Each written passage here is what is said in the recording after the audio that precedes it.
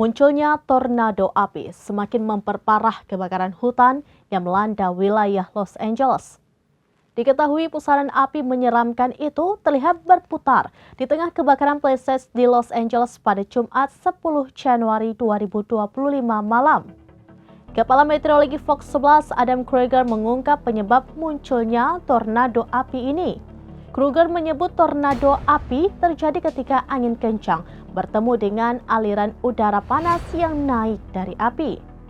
Penjelasan serupa juga disampaikan sebuah organisasi yang mengkoordinasikan kebakaran nasional di sana.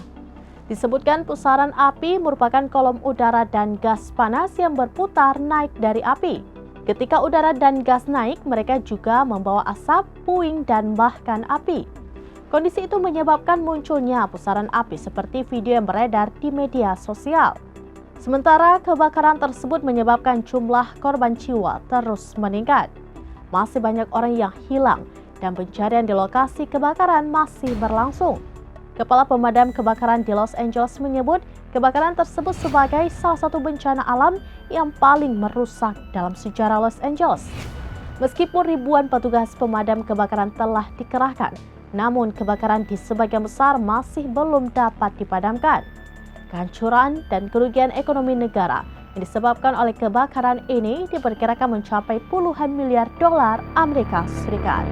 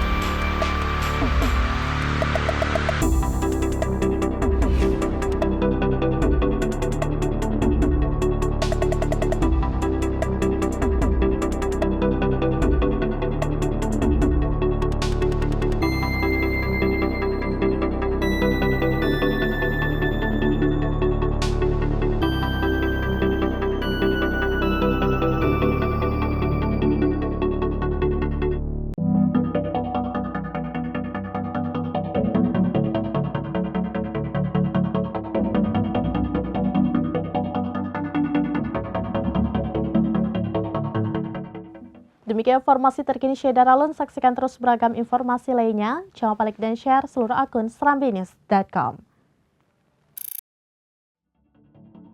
Download Tribun X sekarang, menghadirkan lokal menjadi Indonesia.